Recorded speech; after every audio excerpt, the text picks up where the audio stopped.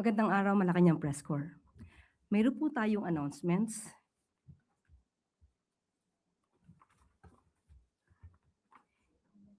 Isinumiti ng Department of Budget and Management sa pangunguna ni Secretary Kim Robert De Leon kay Pangulong Ferdinand R. Marcos Jr. ngayong August 10, 2026, ang Fiscal Year 2027 National Expenditure Program na nagkakahalaga ng 7.2 trillion pesos. Nakatuon ang budget sa edukasyon, kalusugan, kabuhayan, seguridad at pagpalakas ng mga komunidad alinsunod sa temang People-Centered Growth for an Inclusive and Resilient Future.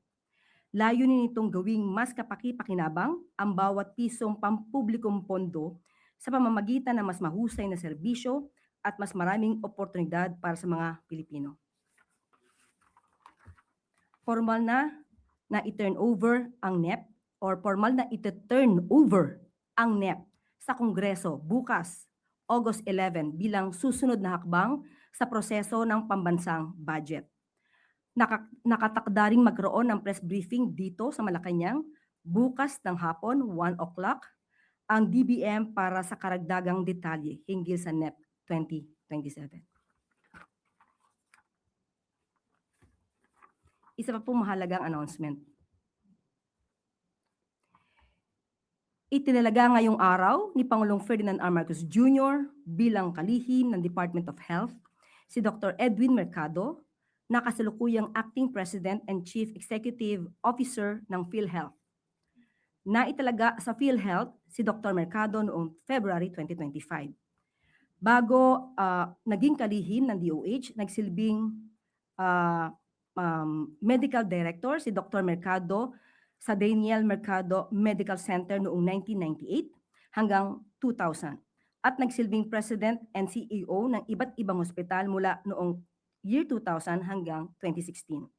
Nagtapos si Dr. Mercado ng Medicine sa University of the Philippines. Nagtapos ng Master of Medical Science in Global Health Delivery sa Harvard Medical School noong 2023 at mayroon din siyang Executive Master's Degree in Healthcare Administration mula sa University of North Carolina sa US. Papalitan ni Dr. Mercado si outgoing DOH Secretary Jose Pujalte Jr.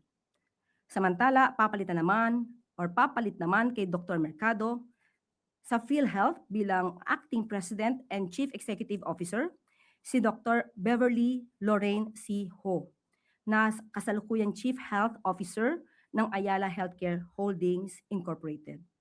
Bago ang kanyang appointment sa PhilHealth, nagsilbi rin sa DOH si Dr. Ho bilang Assistant Secretary noong January 2023 hanggang January 2024 at Undersecretary mula July 2022 hanggang December 2022. Nagsilbi ring Deputy Spokesperson si Dr. Ho ng DOH mula March 2020 hanggang December 2023. Yan po ang dalawang mahalagang announcements mula sa Palasyo. Okay, unang tanong mula kay Maricel Lalili, TV5. Good afternoon, Yusek. Yusek, may we know the reason why Secretary Pujalte was replaced in DOH? Did he resign or did the President decide to remove him from post? Ang naipaabot sa atin ay kusang nag-resign si Dr. Pujalte, si Secretary Pujalte, dahil na rin sa kanyang kalusugan. In a way, does it have something to do with the issues about him? Sa ngayon ay hindi po natin masasagot. Siya naman po ang voluntaryong nag-resign at ito naman po ay tinanggap ng ating Pangulo. Okay? Sunod na tanong mula kay Christian Yosores, DZMM. Microphone.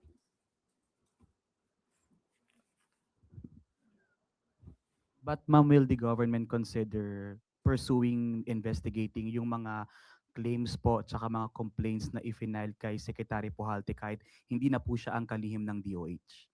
Kung ito naman po ay nakasampa na po sa Ombudsman, nasa kamay na po ng Ombudsman ang pag-iimbestiga kung ano man po ang naireklamo laban kay dating Secretary Pujalte.